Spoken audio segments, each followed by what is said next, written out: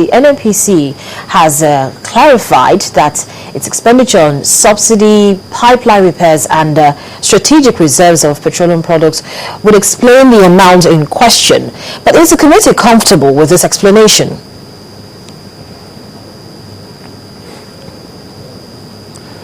Well, I'm struggling to pick what you say, but I think if I get properly your question, you are trying to ask that NNPC had said the missing fund is in its expenditure, right? Yes. If that is the case, my take on this is that why did they take NNPC this long to actually make that comment? NNPC would have saved Nigeria all the energy and the stress we've gone through even before the Minister of Finance created the reconciliation. And they started trying to get some figures, even though it continued to dangle from 49 to 12 to $10 billion, all very big money, all very scary amount being called, and Nigerians are all listening.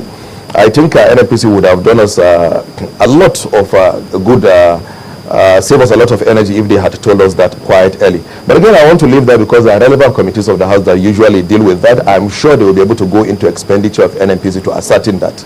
One aspect I didn't say before you called the break was the production cost. I talked about the business arrangement that we need to look further into it.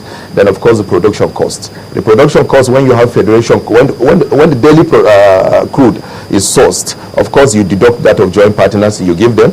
The second thing we do, because we do not contribute money to the production, we take part of our crude to pay for cost of production.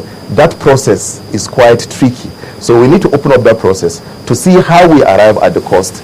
How do you now balance what should be in money and of course the value in crude? We think a lot of things normally goes a bit wrong in that aspect. So these are the two critical areas that we need to look deeply in terms of NNPC revenue. So, you know, because Nigerians want to see accountability and transparency in how matters like this are addressed, and you've said the relevant agencies are going to be looking into it. But then, as the Committee of Finance is also part of, can you hear me, Honorable Jibrin? Yeah, please, can you come back with that again, please? Okay, what I said is that Nigerians want to see accountability and transparency in how matters like this are addressed. And although you've already said that most of the committees that are actually concerned or have this oversight function will be looking into it, but as the Committee of Finance, it's also what should be one of your you should have jurisdiction over it as well. Yes. Your question is right. We also have jurisdiction. We have a general jurisdiction over revenue matters, and that is why we have sufficient function to do when it comes to the revenue framework. And now, if you notice, a few days ago, that is why we called for the state of the economy presentation. We asked the Minister of Finance to, of course, come and make a presentation on that. That would have covered all of these issues so that we can have a clearer picture of the economy. Okay, so sorry to cut you here, Honorable Jibrin. Sorry to interrupt you here. That chat was supposed to be one where the minister, as you said, would intimate the committee on what is being done in terms of how the economy is run. But there was a hot exchange, and many felt that the minister was fairly untreated. Let's just talk about that before we go to the issues that were going to be raised during that chat. How would we react to that? How do I react to what? To the impression that a lot of people felt, or a lot of people got this impression that the Minister of Finance, when she was invited to come and give a kind of a clinical review of the economy, there was a hot exchange between your committee, between yourself and the Minister of Finance, and a lot of people felt that the minister was very unfairly treated.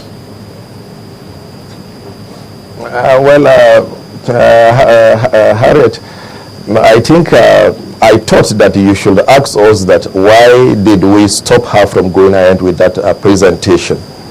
And when you ask us why we stopped her from going ahead with that presentation, it's for three reasons. One is in her own interest. Secondly, we also needed to protect ourselves.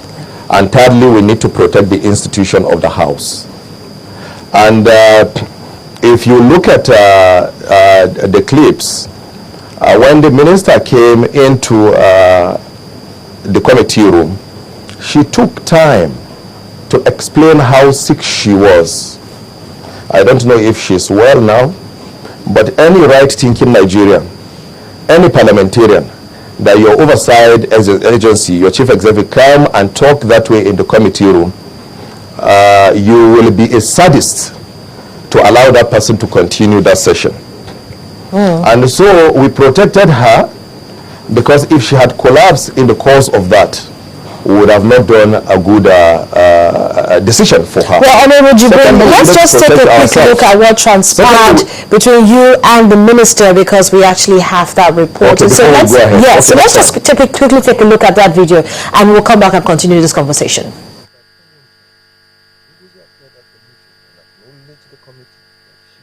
Flexible enough, if the honorable minister wants to cover up the presentation for everyone, then just to save time, we'll go straight to the honorable minister. I do my best, but I'm feeling low. So I just want to pray for the elders of this committee. I'll do the best I can. But I'm actually physically not feeling well. We came, as you know, we have been I've not slept for more than a week. I also know that you have the same challenge, but right now, I don't feel physically I can start, and then I expect my colleagues maybe they'll continue. Because I'm here because out of respect, and we also kept you waiting.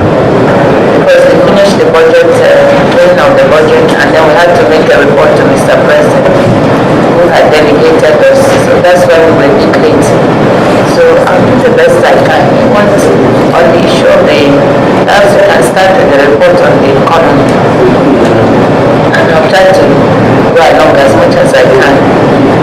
Maybe the Accountant General can do the presentation on revenues and the DG budgets on budget implementation. So let me do the best I can. Let me quickly say something before you continue, Honorable Minister. This is an exception for people who are not feeling fine. And if you had intimated us that you are not feeling fine, we will of course grant you that excuse, and we think that will be much more better. We are not insensitive to your situation, but you should have let us know in advance, and we'll exempt you from participating here, because the issues at stake are very important, and they are not things that we are now interested in taking it in a haphazard manner. I mean, as you know, I'm not somebody who is a slacker.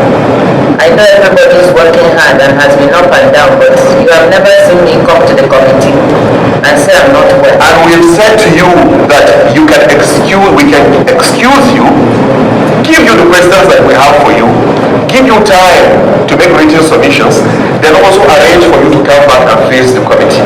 I think there is nothing that is far lenient than this.